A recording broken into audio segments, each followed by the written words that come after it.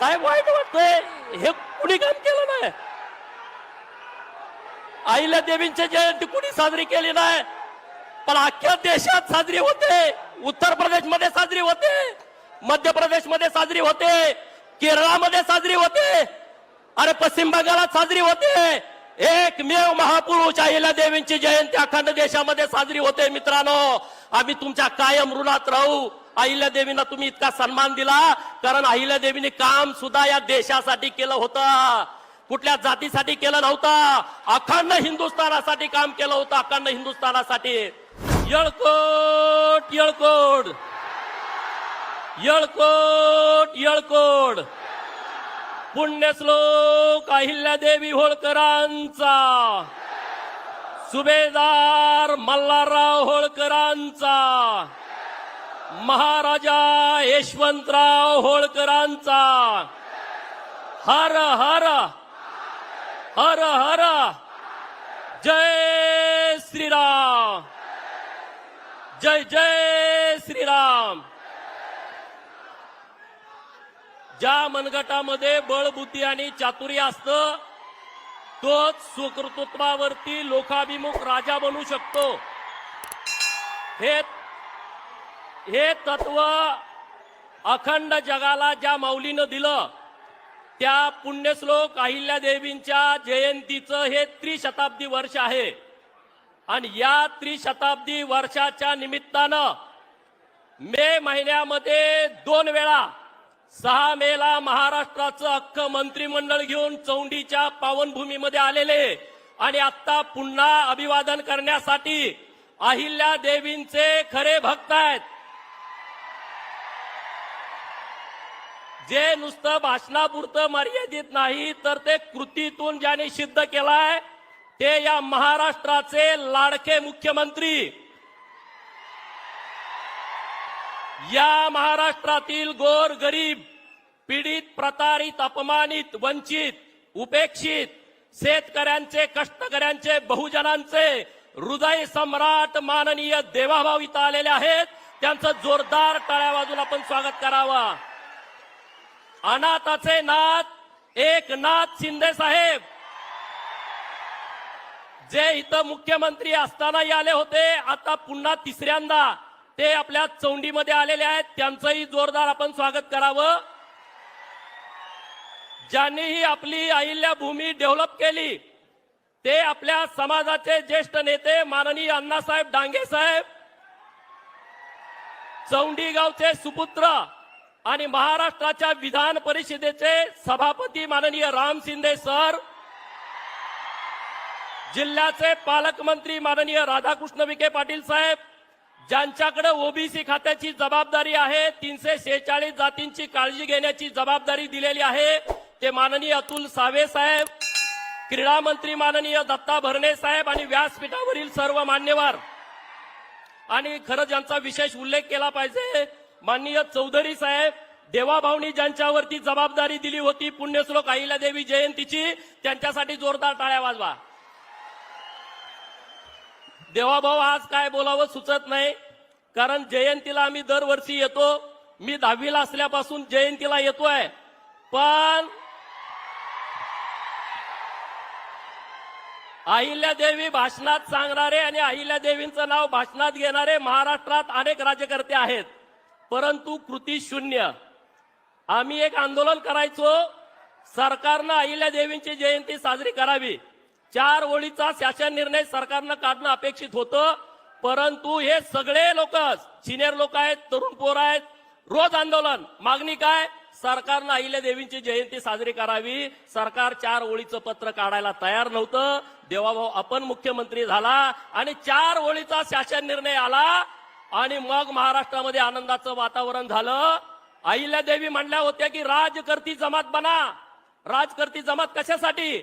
देवाभाऊनी 4 ओळीचं पत्र मुंबईमधनं काढलं आणि ग्रामपंचायतचा ग्रामसेवक आणि सरपंच पळायला लागला, पंचायत समितीचा बीडीओ पळायला लागला, जिल्हा परिषदचा अध्यक्ष, जिल्हा परिषदेचे सीओ म्हणायला लागले, अरे जावा दुकानात अहिल्यादेवीचा फोटो मिळतो का बघा.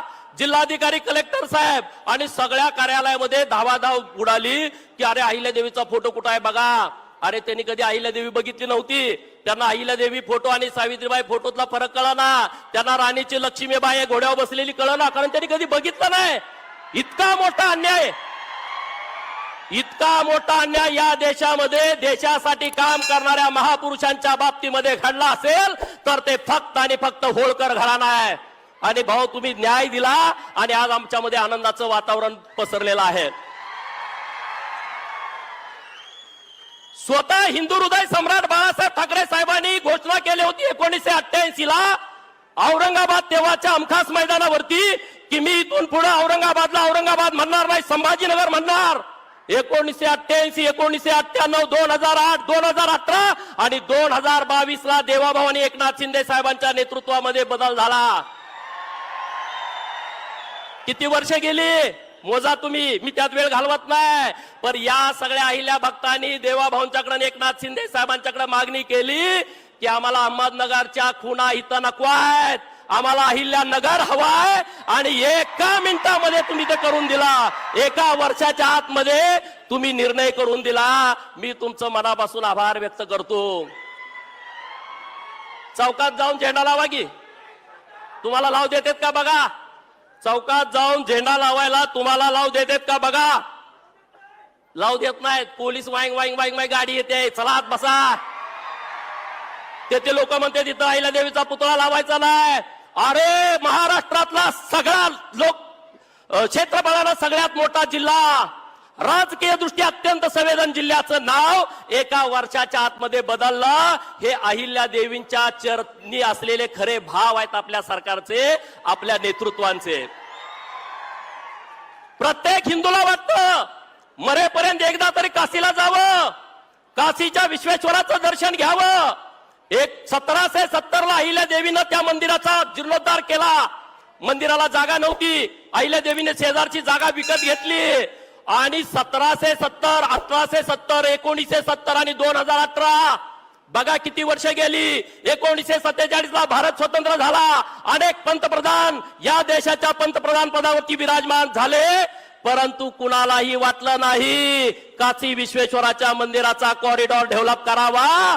परंतु गुजरात मधून एका सामान्य कुटुंबातून आलेला मुलगा जेव्हा देशाचा पंतप्रधान होतो, त्यांना वाटलं 1770 ला अहिल्यादेवीने जीर्णोद्धार केलाय आणि तो जीर्णोद्धार पुन्हा करण्याची आवश्यकता आहे. 2018 ला पायाभरणी केली आणि 2022 ला आपल्याला दर्शनासाठी तो कॉरिडॉर खुला करून दिला.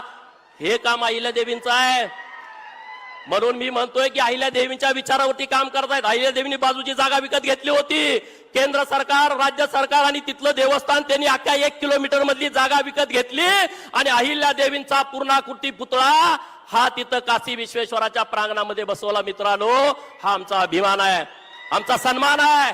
अहिल्यादेवींच्या कार्याचा केलेला तुम्ही सत्कार आहे. आणि म्हणून आज इथं बोलत असताना, अरे इथले सगळे सरपंच आहेत इथं, तुम्ही आमदारांच्याकडे गेला, अहिल्यादेवींचं एक सभा मंडप करायचं आहे, 10 लाख रुपये द्या. किती हेलपाटे घातले तुम्ही? 10 लाख रुपये मिळवायला मिळाले का तुम्हाला? मिळाले का? खरं सांगा साहेबांना. अहो, एका दमात तुम्ही 681 कोटी रुपये दिले. 681 कोटी रुपये. इथं शासकीय वैद्यकीय महाविद्यालय, त्याला अहिल्यादेवीचं नाव. बारामतीला शासकीय वैद्यकीय महाविद्यालय, त्याला अहिल्यादेवीचं नाव. अहिल्यादेवीच्या नावानं महाराष्ट्रातली 450 मंदिरं, त्याला अहिल्यादेवींच्या नावानं पुनर्जीवनाचं नाव. आणि 2000 कोटी रुपयाचं वाटप, आता 5000 कोटी. सगळ्यांना मला विनंती करायची आहे मित्रांनो, धनगरवाड्यातनं अहिल्यादेवीचा कार्यक्रम कधी बाहेर गेला नाही. अण्णासाहेब डांगे जर या चौंडीत आले नसते तर चौंडी महाराष्ट्राला कळाली नसती. ही अतिशय गंभीर बाब आहे. आणि आज धनगरवाड्यातली पोर जयंती साजरी करायची, पावत्या छापून पावत्या गोळा करा, मग कार्यक्रम करा. पहिल्यांदा साहेब असं घडतंय, आम्ही सगळ्या फेसबुकला, व्हॉट्सअपला, ट्विटरला, सगळ्या भाजपच्या पेजवर बघतोय, सगळीकडे अहिल्यादेवी अहिल्यादेवी अहिल्यादेवी अहिल्यादेवी.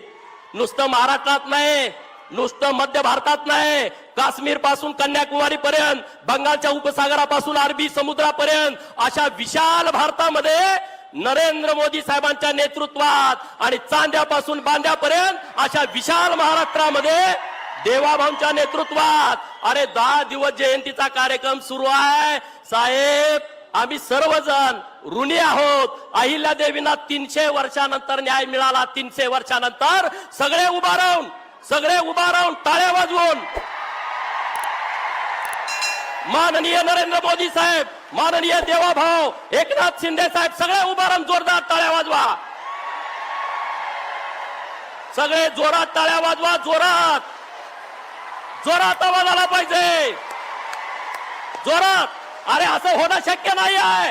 राष्ट्रीय स्वयंसेवक संघ आणि भाजपानं जे काम केलंय ते गेल्या 300 वर्षात कुणी केलं नाही मित्रांनो. साहेब या आमच्या भावना आहेत. भावना हृदयातल्या भावना आहेत.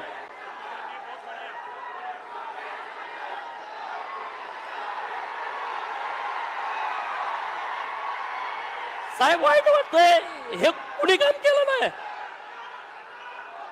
अहिल्या देवींची जयंती कुणी साजरी केली नाही, पण अख्ख्या देशात साजरी होते.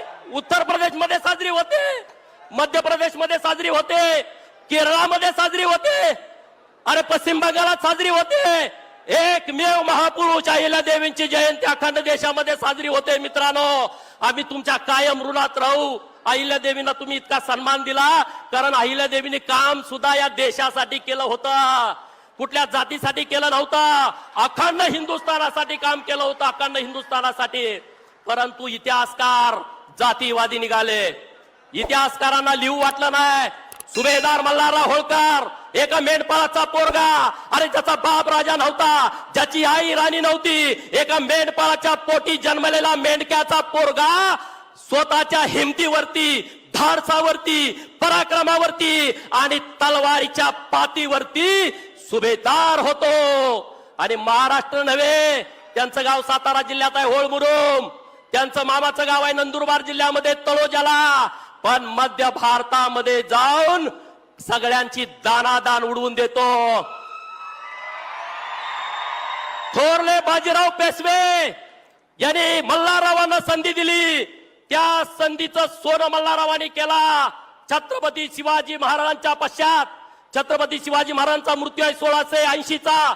धर्मवीर छत्रपती संभाजी महाराजांचा मृत्यू आहे 1689 चा. आणि सुभेदार मल्हारराव होळकरांचा जन्म आहे 1693 चा.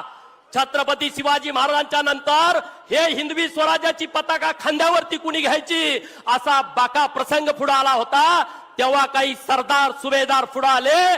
त्यात सगळ्यात अग्रेसर होते सुभेदार मल्हारराव होळकर. सुभेदार मल्हारराव होळकर. पण त्यांचा इतिहास आला नाही. यशवंतराव होळकरांचा इतिहास आला नाही. आज मी धन्यवाद देतो. नुसतं कार्यक्रम सुरू नाहीत, पुस्तकं लिहायचं सुरू आहे. नुसते कार्यक्रम सुरू नाहीत. अहिल्या देवींच्या हातामध्ये पिंड असणारा फोटो आम्ही बघितलाय. अहिल्या देवींच्या घोड्यावरचा तलवार असलेला फोटो आम्ही बघितलाय. पण साहेब सगळ्या इतिहासाचा अभ्यास करून चित्र सुद्धा अहिल्या देवींची चित्ररूपी इतिहास आमच्या समोर आणण्याचा आता खूप चांगला प्रयोग महाराष्ट्रामध्ये आणि देशामध्ये झालेला आहे. कुठं आहेत ते दुसरे पक्ष? मी टीका टिप्पणी करायला उभा राहिलो नाही. आज फक्त सकाळी 7 वाजता 8 वाजता त्यांनी पोस्ट टाकल्या. अरे सोलापूरच्या विद्यापीठाला नाव दिलं त्याची तुम्हाला पण किंमत नाही. त्या माझ्या दलित भावाला जाऊन विचारा ना. संभाजीनगरच्या मराठवाडा विद्यापीठाला महामानव डॉक्टर बाबासाहेब आंबेडकर साहेबांचं नाव द्यावं म्हणून सगळा दलित समाज रस्त्यावरती आला. किती अत्याचार झाले, किती अन्याय झाले, किती बलात्कार झाले, किती झोपड्या झाल्या आणि किती मर्डर झाले. तेव्हा बाबासाहेबांचं नाव दिलं. अरे आपल्या देवाभाऊनी आपल्या नुसत्या 4-5 आंदोलनावरती नाव दिलंय त्याची तुम्हाला किंमत नाही. देवाभाऊ आता सोलापूरमध्ये अहिल्या देवींचा पूर्णाकृती पुतळा तयार आहे आणि नरेंद्र मोदी साहेबांच्या आपल्या उपस्थितीमध्ये तो पुतळा लोकार्पण व्हावा अशी कुलगुरूंची इच्छा आहे. तुम्ही तो कार्यक्रम लवकरात लवकर घ्यावा. मी आज काहीच मागणार नाही. आपण मागू परत. अरे आज इतकं दिलंय दिलंय का नाही खरं सांगा. दिलंय का नाही सगळे सांगा. आरक्षणाचं तुमच्या मनामध्ये आहे. देवाभाऊ नक्की काहीतरी मार्ग काढते. तुम्ही चिंता करू नका.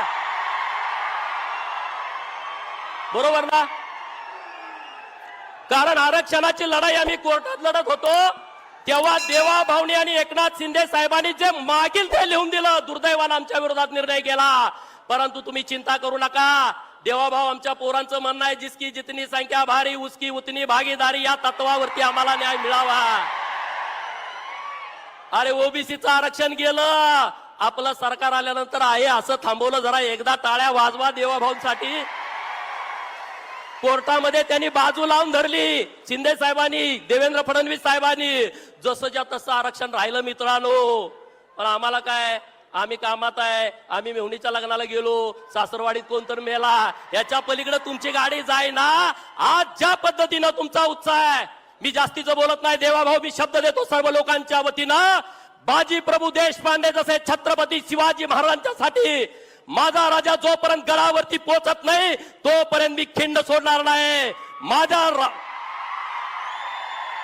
माझा राजा गडावरती पोहोचला म्हणून तोफेचा आवाज माझ्या कानावरती येत नाही तोपर्यंत मी जीव सोडणार नाही. हे सगळे बाजू प्रभू देशपांडेंसारखे प्रामाणिक आहेत. ज्याला लढायचं त्याला समोरासमोर. कारण मल्हारराव होळकरांनी हे जे शास्त्र आणलं लढाईचं, ते समोरासमोर लढाईचं शास्त्र आहे. होळकरांची लढाई मागून नाही, समोरून आहे, डायरेक्ट. आणि त्यामुळे हे सगळे मावळे हे तुमच्या सोबत राहतील. मी एक विनंती करणार आहे, धर्मांतरण बंदीचा कायदा पण महाराष्ट्रामध्ये आणताय, लव जिहादचा कायदा पण महाराष्ट्रामध्ये आणताय.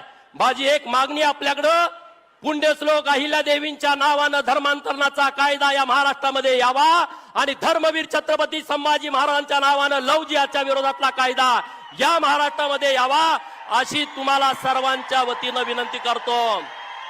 मी आता जास्तीचा वेळ घेत नाही, पण तुम्ही आम्हाला सर्वांनी उपकार केलेला आहे. आम्ही तुमच्या नक्की उपकारात राहू. जय हिंद, जय महाराष्ट्र, जय मल्हार.